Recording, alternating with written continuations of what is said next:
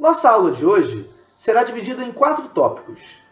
Inicialmente falaremos da estabilidade dos gases nobres e a regra do octeto, para em seguida falarmos da ligação iônica, a primeira das nossas ligações químicas, e as propriedades dos compostos iônicos.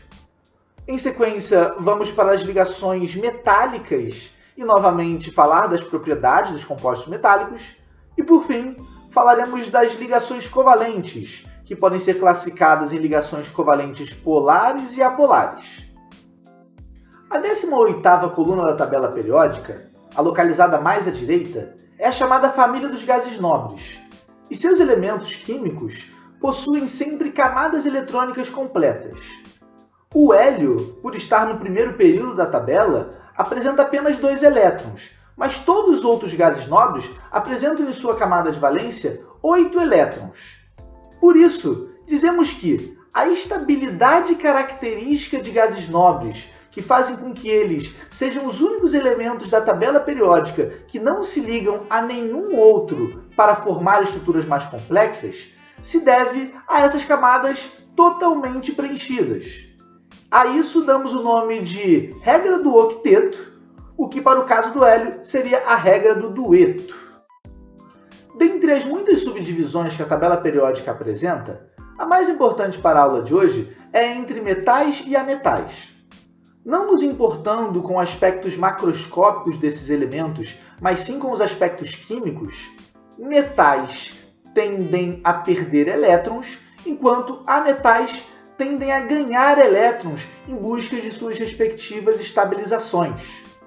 Assim, quando temos o encontro de um elemento metálico com um não metálico na natureza, a ligação química que vai ocorrer é a chamada ligação iônica, que se caracteriza por ser uma transferência de elétrons. O metal doa o elétron que vai ser recebido pelo ametal.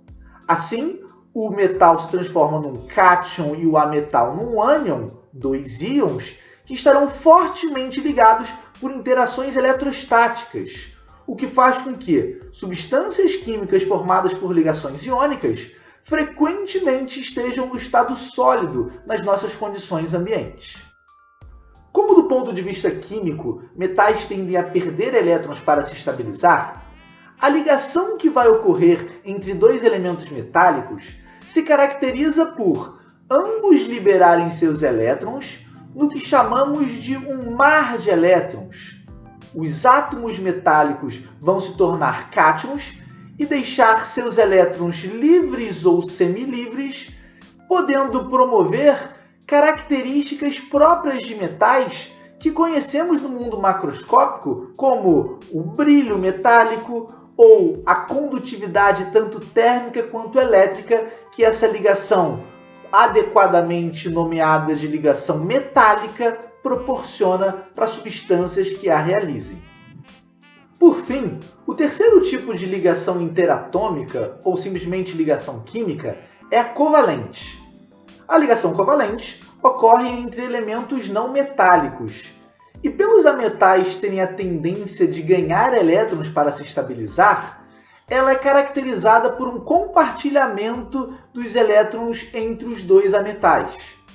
Ao contrário das ligações iônica e metálica, que formam estruturas mais complexas que chamamos de cristais, retículos cristalinos ou redes, os ametais, ao ligarem-se por ligação covalente, formam as nossas chamadas moléculas, que podem apresentar variáveis números de ametais ligando-se entre si, mas que, dependendo da quantidade de elétrons que foram compartilhados, podem ser classificadas como ligações covalentes simples, duplas ou triplas. Ainda assim, nosso principal interesse nesse momento é em classificar as ligações covalentes entre ligações covalentes polares ou apolares. As polares são as ligações covalentes entre ametais de elementos distintos, enquanto que as ligações covalentes apolares ocorrem quando temos o compartilhamento entre átomos de um mesmo elemento químico. Resumo da aula de ligações químicas. A regra do octeto, apesar de apresentar exceções, descreve o comportamento dos átomos em busca da estabilidade. Átomos de gases nobres por apresentarem camadas eletrônicas completas, não realizam ligações químicas, pois sempre seguem a regra do octeto.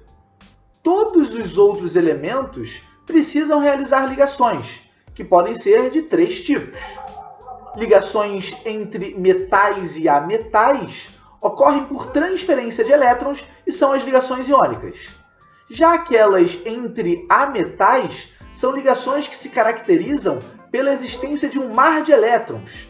Ambos metais deixam seus elétrons livres, conferindo propriedades características de metais. Por fim, as ligações que ocorrem entre ametais são compartilhamentos de elétrons e podem ser classificadas como ligações covalentes polares, quando os elementos são diferentes, ou apolares, quando os elementos que estão se ligando são o mesmo. Assim, espero que tenha sido uma boa aula e obrigado pela atenção. Um grande abraço.